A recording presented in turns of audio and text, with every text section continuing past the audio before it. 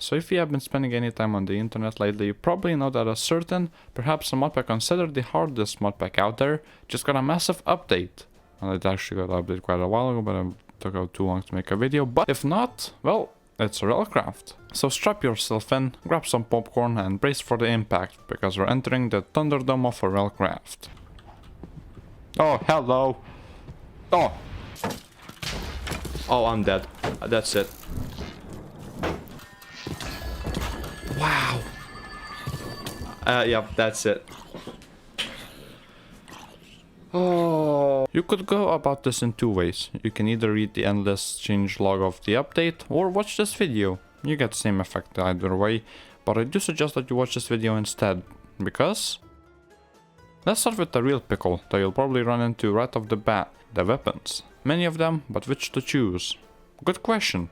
Before, you realistically only had two options, saber or rapier.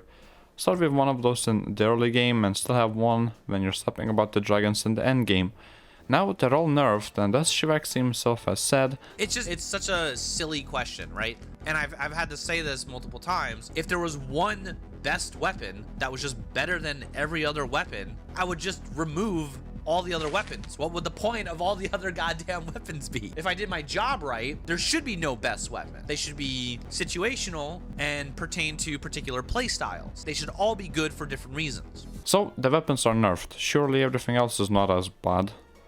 You are wrong. Acquiring summons is now much more annoying, taming and riding different beasts is now a mid-game activity, drinking from fucking puddles you find in the world will give you a healthy dose of parasites, big windmills and seaport kingdoms don't have fully grown wheat anymore, Dark Oak Outpost now has way less enchanted books, knockback arrows and fishing rods no longer work on battle tower golems, Depth Strider 3 and the Sea of the Stone no longer stack, chests now may have locks in them that may or may not have a chance to kill you if you fuck up your lock-picking maneuvers. The already annoying temperature mod has now been replaced with an even more annoying temperature mod. The lost city dimension is now filled to the brim with parasites, the bad ones.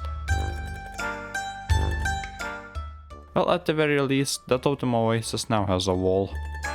Let's expand on some of those things I just mentioned. So for example, probably the three most enjoyable things in the last version of RLCraft were skipping entire oceans in seconds using Depth Strider 3 enchantment and the Stone of the Sea bauble.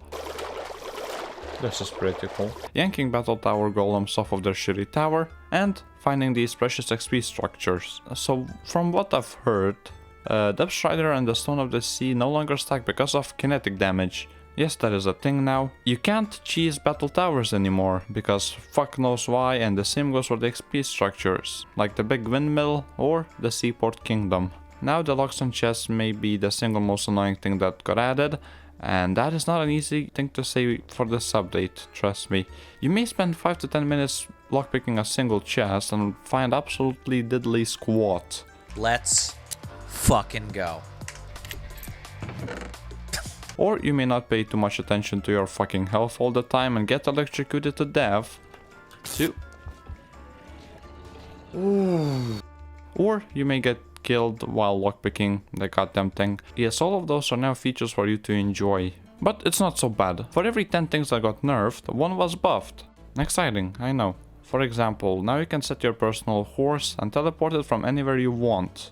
Villages now are a little bit better, especially the ones that come with this magnificent grape farm, which supply you with both food and juice for as long as you need. Granted, you're lucky enough to not have a dragon spawn in your village all of the time. Speaking of food and juice your fruits, or just fruits, I guess, now they fill both hunger and thirst bars. So for example, eating an apple, or grapes, or wild berries, or whatever, will fill your hunger and quench your thirst. You can get caps, and you can hide in the shadows from the sun. New caves that you can't really explore until at the very least mid-game. There is also...